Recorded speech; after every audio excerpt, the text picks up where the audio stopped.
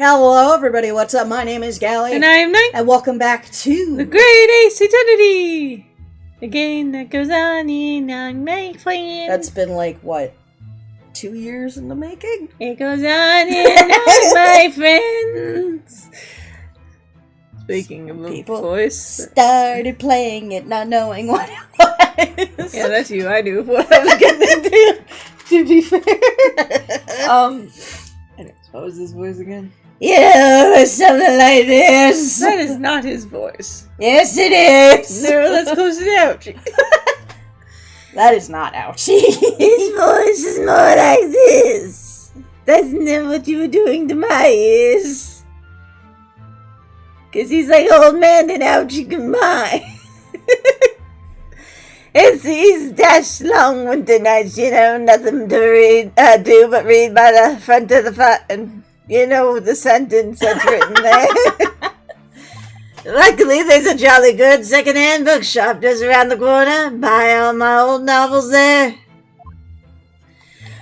And in the pages of one particular novel, you discover some rather illicit material, for which your wife admonished you harshly, it seems.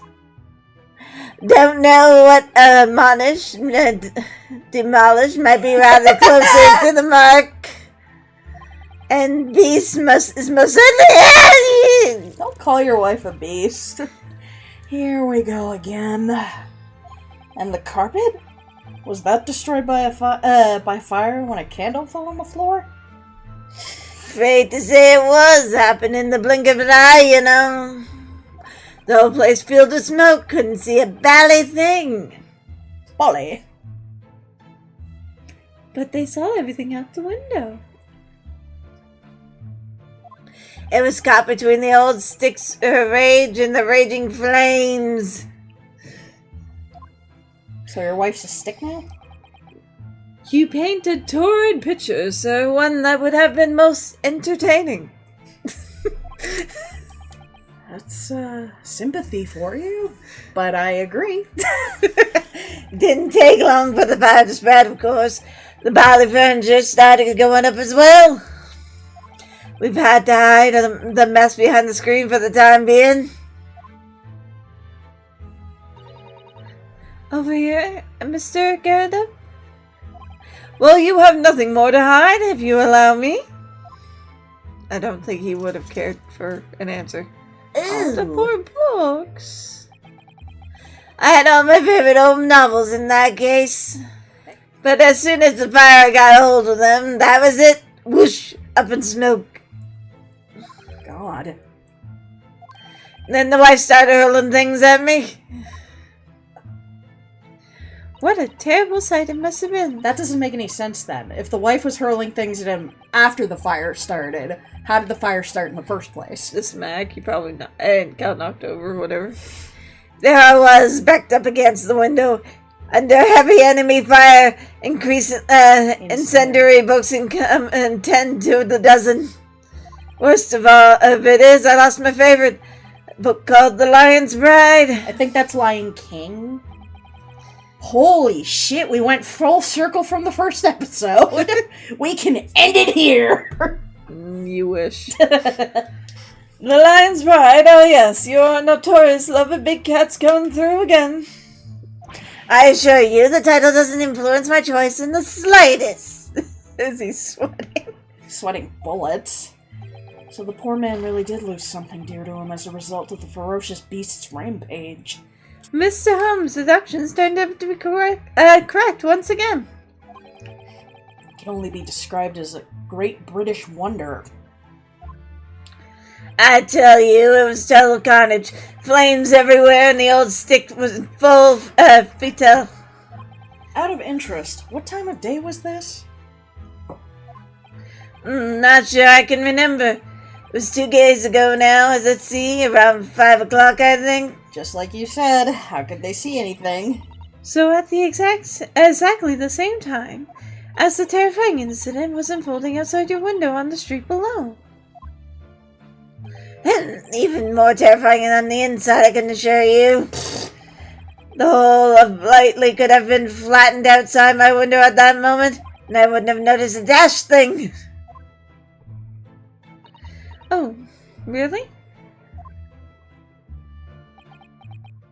I think he just realized what he did. You're a fucking idiot! You think everyone's real? Mr. Holmes? Yes, Mr. Naruto, what can I do for you? Well, I think we've got to the bottom of Mr. Gyarados' situation now. Whoa. Just noticed there's a bunch of claw marks there, too. Yeah, it's probably from all the items hitting it. But what does it have to do with Mr. Natsume's circumstances? I can't help you there, I'm afraid. The answer is absolutely nothing. No, we did learn they weren't able to watch. That's what I mean. Like, we learned what does it have to do with his case? Absolutely nothing. No, a lot, because they were the witnesses who they saw things. So now there's no witness saying they saw him. Mm. My dear fellow, if you recall, I did say as much from the outset. I warned you that although I knew as a retired army man to be hiding something, I could not be sure whether his secret would prove to be of relevance or not. Just knew you were going to say that. No, Mr. Naruto, you mustn't lose heart. Bear in mind that all things fall into one of two categories. Meow. Those relevant to the occasion, those not. That makes no sense. That is you! That makes no sense to me! Makes perfect sense, but okay. Well, no matter. It is of far greater importance that you make up your mind now. Pardon? Visiting hours at the prison will be soon over. Oh, fuck, is that time already? Perhaps you'd like to betake yourself to bidding us farewell now. I must prepare supper for my husband. Oh, yeah, I'm sorry. Thank you both very much for your time. Sasuke-san will be waiting for us. I'm going to have to give him an answer. Obviously, we're going to help the sad Luigi man. Well, yes, obviously.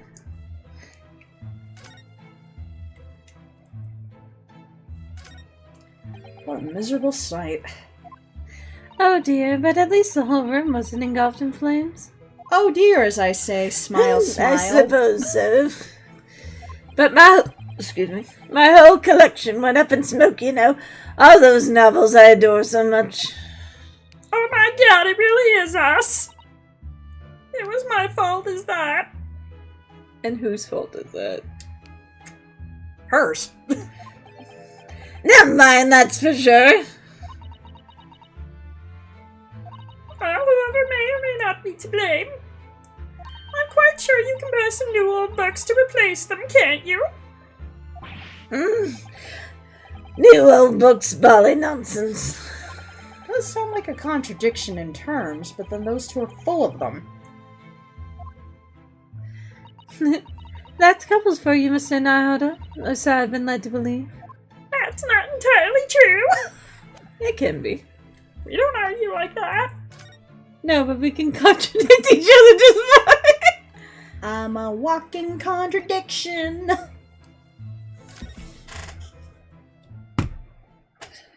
Oh, that was Mr. Natsume's 19th February, Briar Road. That is not where I went. It's time, Mr. Naruto. We must hurry back to the prison. Yeah, I know. I'll tell a care.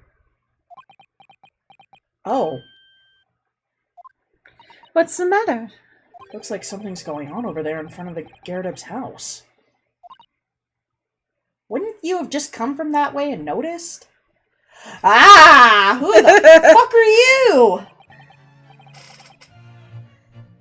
Should I? No, because you voiced a lot of characters. Yeah, but I feel like I could do this one. If you want. Go for it. Because he scares you. Just give me a sec. Fucking terrifying. I knew thee not till man I felt to say prayers. You can be this one. You coward and old man. You rum-looking nimmy-pimmy. Excuse me, I'm a pansy. There are more things in heaven and earth, Horatio, than thou dreamt of in your philosophy. Who's this Horatio fella, eh? What Well- are you on about? He's the guy with the sunglasses. I'm frickin' Tan Popeye. Did you get my reference? Horatio from CSI Miami. Oh. Yeah! Yeah, that one. Excuse me. Eh? What the? Ah, you there. I lost part of my accent. I'm sorry about that, but it just looked like there might be some problem here. And my associate here, Mr. Ryonosuke Naruhodo, is a lawyer, you see. Eh? A lawyer? What? If I can be of any assistance, I'd be happy to help. I'm from Japan, but I've studied English law. Fine, I'll be on my way for today, but you mark my words. This ain't over yet. Okay, Why nice did you pose. pull a not? I like my pose better. Get thee a nunnery. To a nunnery. Do I look like a bloomin' nun to you? I'm just waiting for the smile to drop like, ah, fuck you. I do hope you're not injured. Oh, fair Eastern maiden, thou art so gentle, thank you. What was all that about? There are more things in heaven and earth, Horatio, than thou dreamt of in your philosophy. I'm not Horatio either. My hair's not red. Forgive the inquiry, sir, but are you a lodger here? In the Gerda residence? Oh, fair Eastern maiden, thou art so right. Yes, I do dwell in this humble abode. So this is the upstairs neighbor. Yeah. Mr. Garrett had mentioned that he had another lodger, didn't he? This must be the man. Do you happen to know the other lodger who lives on the first floor? Aye, yes, a gentleman named Natsume. Oh, more worthy opponents in my battle of words near could there be. Battle, did you say? Who is the stronger, Hamlet or Macbeth? Mr. Natsume and I spared long into the night. Were you having sex? Do I look like a man who gets a lot of sex? You just look like you get a lot of lollipops.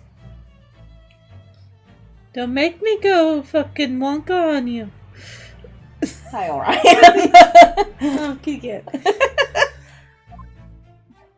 I don't fully understand, but it seems Mr. Natsume and this gentleman are acquaintances at least.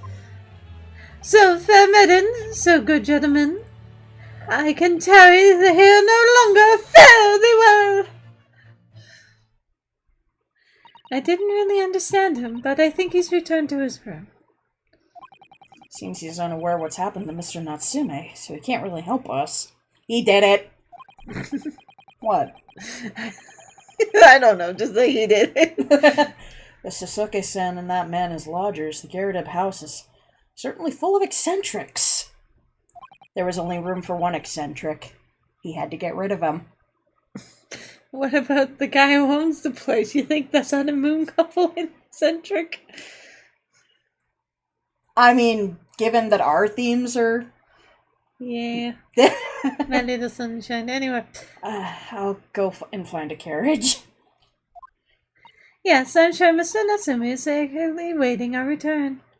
Let's hope we can get to the prison before visiting hours are over. Let's hope I can remember that guy's voice for later.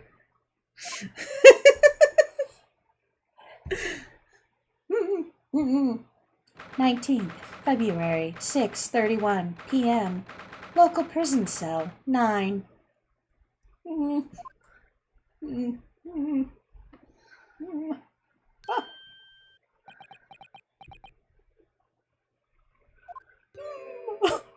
it's you! You're here! You came! Look the student, Mr. Naruto Esquire. I can't believe you came back! I'm so touched! Touched in the head. We're so sorry to have kept you waiting, Mr. Natsume. Oh no, think nothing of it. Relax, relax. If I were a cat, I would purr with pleasure at the company of such fine compatriots. Noble, nurturing, never-failing Nipponese. Oh, now let's not get carried away. Oh.